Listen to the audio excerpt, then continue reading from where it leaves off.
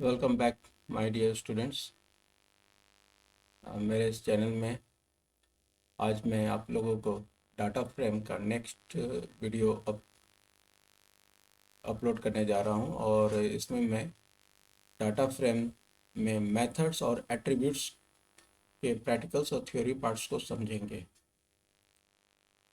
Attributes होता क्या है? Attributes means properties of data frame. कि मान लीजिए कोई एक पर्टिकुलर डाटा फ्रेम हमने क्रिएट किया है, तो उसका क्या लेंथ है, क्या कितने नंबर ऑफ कॉलम्स है, कितने उसके रोज हैं, ये इन सारी चीज़ों को हम लोग प्रॉपर्टीज़ बोलते हैं। और इसको हम किस तरह से एक्सेस करेंगे, यही चीज़ हमें एट्रीब्यूट बताता है और इस चीज़ को हम लोग प्रैक्टिकली करेंगे। उसके बाद मेथड्स भी हम लोग देखेंगे साथ ही साथ। तो स्टार्ट करते हैं हम लोग आज का practical part as well as theory.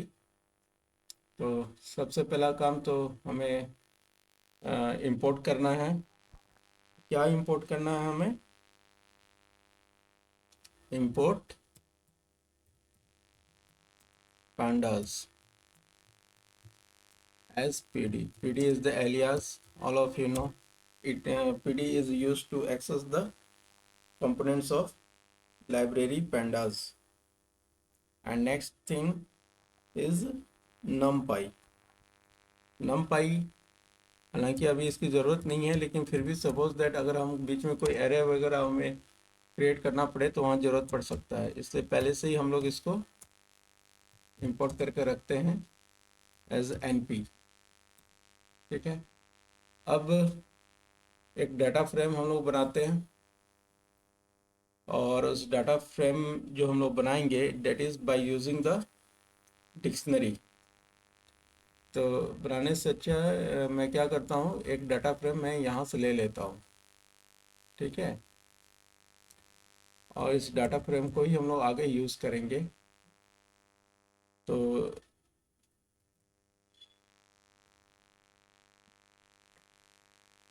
that is the this is the data frame which is created by using the dictionary of series। देखो इसमें डिक्शनरी में आप देख सकते हैं कि हमने डाटा जो आइटम्स हमने इसमें दिया है वो जिसमें कि एक की है और एक लिस्ट है ना। And list, dictionary of list एक तरह से कह सकते हैं आप इसको। ठीक है। अब इसी को हम लोग अभी प्रिंट करते हैं। प्रिंट डाटा फ्रेम का नाम हमने df दिया हुआ है और इसको रन करते हैं। All of you can now see that dictionary has a ABCD as a column index and EFGH as a row index। और इसके बीच में इसके आइटम्स दिए हुए हैं। कुछ आइटम्स इसके फ्लोट टाइप भी है और कुछ इंटीजर टाइप भी है। ठीक है। अब इसी डाटा फ्रेम को हम लोग यूज़ करेंगे किसके लिए? सारे एट्रीब्यूट्स को समझने के लिए। तो सबसे पहला एट्रीब्यूट्स मैंने पहले भी प्रोग्राम किया हुआ है, उसी के अनुसार हम लोग काम करेंगे। इंडेक्स है ना। तो सपोज दैट हम एक कमांड लिखते हैं प्रिंट, साथ में डाटा फ्रेम का नाम प्लस डॉट। डॉट हमेशा एट्रीब्यूट को या चाहे मेथड्स को हम लोग डॉट के थ्रू ही एक्सेस करते हैं। तो पहला जो एट्रीब्यूट है that is the index. df dot index. तो इंडेक्स लिखने से इंडेक्स एट्रीब्यूट का क्या यूज है अभी मालूम चलेगा आपको। इट शोज द इंडेक्स, यानी कि रो इंडेक्स को ये डिस्प्ले करता है और साथ में उसका डाटा टाइप भी बता रहा है कि ऑब्जेक्ट है EFGH है ना। कंसोल में आप देख सकते हैं। नेक्स्ट एट्रीब्यूट है कॉलम्स। तो अब हमें कॉलम्स के बारे में मालूम चलेगा। हम इसको कॉपी पेस्ट कर लेते हैं यहाँ से ताकि बार बार लिखना ना पड़े। यहाँ पर कंट्रोल V करते हैं और यहाँ पर कॉलम्स लिखते हैं। कॉलम्स का स्पेलिंग हमेशा याद रखिएगा, वो स्पेलिंग गलत नहीं होना चाहिए। COLUMNS N S. इसका रिजल्ट देखते हैं क्या निकलता है, रन करके देखते हैं। देखिए, और नेक्स्ट टाइम जो इंडेक्स दिखा रहा है that index is the column index, साथ में उसका डाटा टाइप यहाँ शो हो रहा है, कंसोल में आप देख सकते हैं, है ना। इसको थोड़ा सा मैं बड़ा कर देता हूँ, कंसोल को, बेटर होगा समझने में। Next attribute d types. What is the use of d types? It will show the data types. किस तरह का डाटा टाइप, किस डाटा टाइप का ये हमारा डाटा फ्रेम है, that will be displayed by the d types. देखिए यहाँ शो कर रहा है हर कॉलम का, हर कॉलम में किस तरह का डाटा टाइप इन्वॉल्व है वो यहाँ बता रहा है। जैसे कि कॉलम ए, कॉलम इंडेक्स ए का डाटा टाइप्स इंटीजर है, बी का इंटीजर है, सी का भी इंटीजर है, लेकिन डी का फ्लोट है। All of you can see D, D में ही जितने भी वैल्यू हैं वो सारे फ्लोट के दिए हुए हैं, फ्लोट डाटा टाइप है। इसलिए ये, क्योंकि फ्लोट इज अ, फ्लोट का डोमेन जो है इंटीजर डाटा टाइप से बड़ा होता है, हालांकि इसलिए ये फ्लोट शो कर रहा है। ठीक है, और नेक्स्ट आते हैं वैल्यूज। वैल्यूज का क्या यूज है, what is the use of value, हम यहाँ पे लिखते हैं वैल्यूज। इसको रन करके देखते हैं। वैल्यूज में जो भी डाटा फ्रेम का एलिमेंट्स है या उसका डाटा वैल्यू है वो एज अ एरे यहाँ पर डिस्प्ले करता है ना। और ये in a float data type में ये शो करता है। All of you can see it here, it is displayed as a array. Next attribute है हमारा शेप। शेप का क्या यूज है अभी मालूम चलेगा।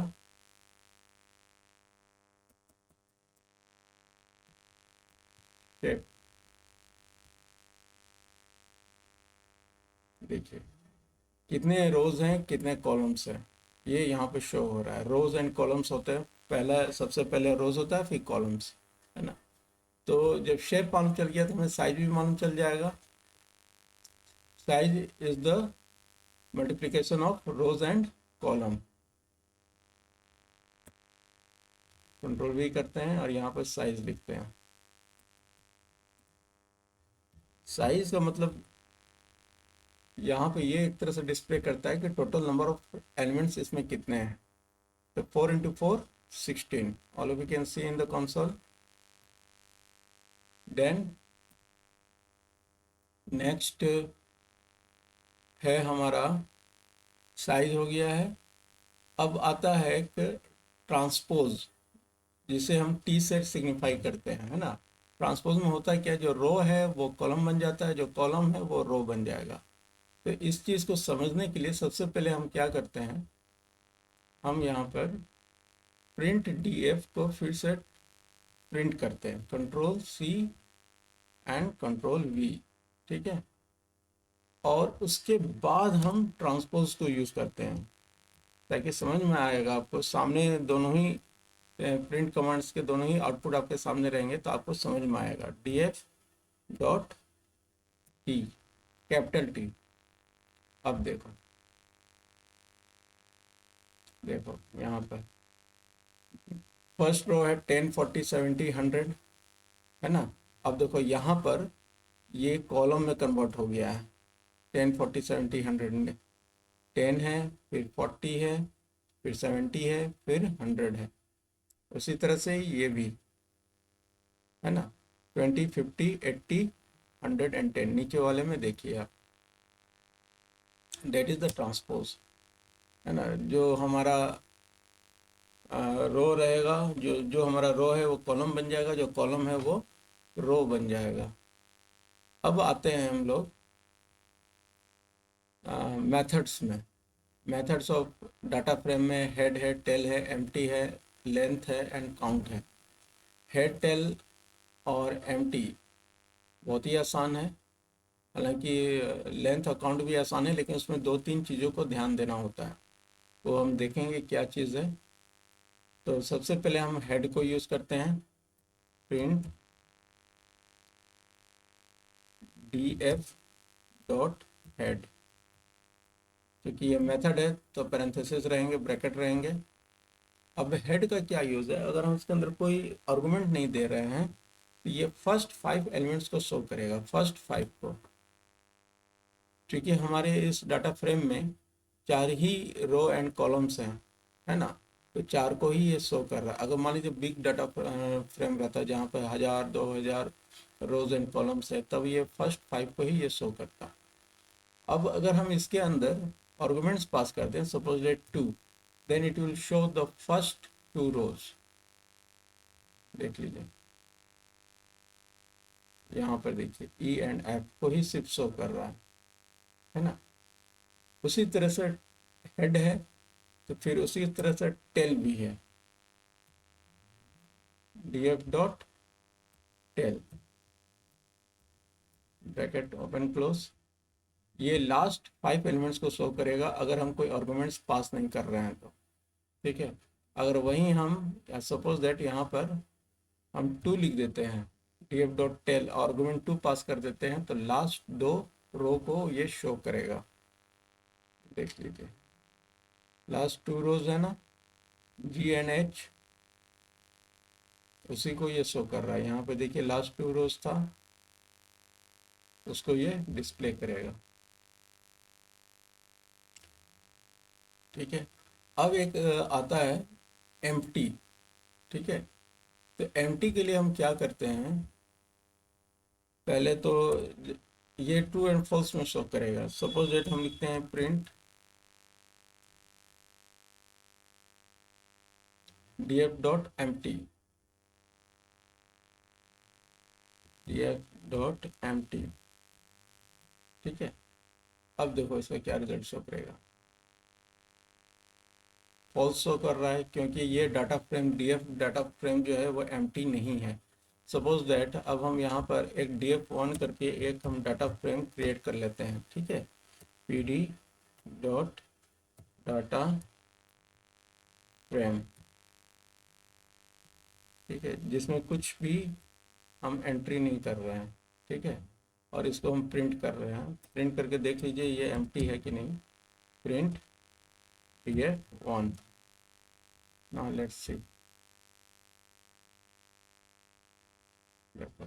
ये एम्प्टी डाटा फ्रेम शो कर रहा है यहाँ पे। अब हम इसके साथ इस मेथड को यूज करते हैं, ठीक है। Control we, df dot empty, df नहीं df1, ठीक है। अब इसको प्रिंट करके देखते हैं क्या ट्रू दिखाएगा, क्योंकि एम्प्टी तो है ही, तो ट्रू शो कर रहा है यहाँ पे, है ना। पहले वाले में फॉल्स शो कर रहा था और अभी ट्रू शो कर रहा है, समझ में आई बात। अब नेक्स्ट मेथड है लेंथ। इट लेंथ को जब भी हम यूज़ करते हैं तो लेंथ मेथड के अंदर हम डाटा फ्रेम को ही हम एज अ आर्गुमेंट पास करते हैं, ठीक है। तो सपोज दैट अब हम यहाँ लिखते हैं प्रिंट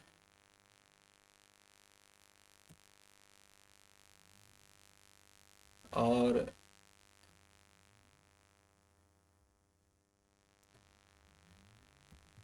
लेंथ, इस तरीके से हम लिखेंगे इसको, ठीक है।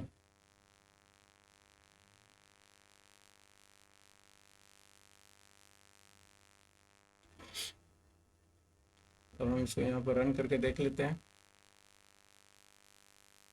देखिए शो कर रहा है लेंथ इसका 4, है ना। अब नेक्स्ट आते हैं, लेंथ के बाद क्या था, आते हैं काउंट पे। काउंट फंक्शन क्या करता है, सिंपली काउंट करेगा ये। सपोज दैट अगर हम यहाँ पर प्रिंट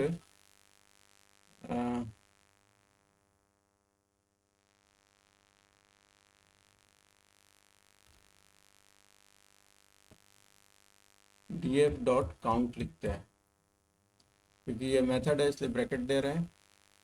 उसके बाद रन करते हैं। देखो हर कॉलम में, ठीक है, जैसे यहाँ ए बी सी डी करके कॉलम था, तो हर कॉलम में कितने एलिमेंट्स हैं वो ये शो कर रहा है। सभी में चार चार एलिमेंट्स हैं, इसमें भी चार हैं, देख लो। डी के नीचे भी चार एलिमेंट है, सी के नीचे भी, बी के नीचे भी, ए के नीचे भी चार ही एलिमेंट है। ठीक है। अब काउंट मैंने पहले ही बोला था, इसको ठीक तरीके से इसको यूज करना होता है। अब सपोज दैट हम 1 लिख देते हैं, व्हाट विल हैपन, ये कॉलम को शो कर रहा है ना, ये रो को शो कर रहा है। हर रो में कितने एलिमेंट्स है, तो चार एलिमेंट्स है। ई एफ जी एच में देख लो चार चार हैं, है ना। तो चार चार एलिमेंट शो कर रहा है, साथ में उसका डाटा टाइप भी ये शो करता है। ठीक है। अगर हम यहाँ पर 0 लिख दें तो क्या होगा, 1 और 0 में क्या फ़र्क है। ठीक है, देखो अभी यहाँ पे ए बी सी डी दिखा रहा है। It's means 0 is for the row, 1 is for the 0 is for the X axis and 1 is for the Y axis. मतलब कॉलम के लिए है और एक रो के लिए है। ठीक है। तो हम यहाँ पर आपके सुविधा के लिए लिख दे रहा हूँ 0 for row axis and 1 for column axis. Short form में COL मैंने लिखा है। ठीक है। अब 0 एंड 1 को हम यहाँ पे यूज कर रहे हैं। अब चाहे तो हम इंडेक्स और कॉलम भी लिख सकते हैं, समझ ये बात, इंडेक्स एंड कॉलम ओनली। लेकिन साथ में हमको आर्गुमेंट यहाँ पास करना होगा काउंट के अंदर। सपोज दैट हम यहाँ पे इसको Ctrl+C एंड Ctrl+V करते हैं, और 0 की जगह पर हम क्या लिखेंगे, एक्सिस इक्वल टू इंडेक्स। तो क्या रिजल्ट आता है देखिए। ठीक है। तो ये इंडेक्स के वैल्यू को शो कर रहा है। ठीक है। और अगर हम कॉलम को डिस्प्ले करते हैं तो क्या होगा, देखिए कॉलम के लिए कॉलम्स को हम लोग यूज करेंगे। ठीक है।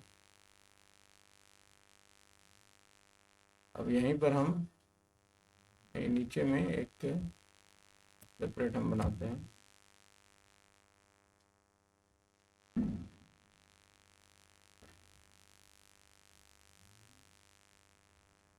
जीरो को हटाकर हम लिख देते हैं x is equal two columns. ठीक है। इंडेक्स और कॉलम्स को हमेशा हम लोग इसमें सिंगल कोट्स में रखेंगे।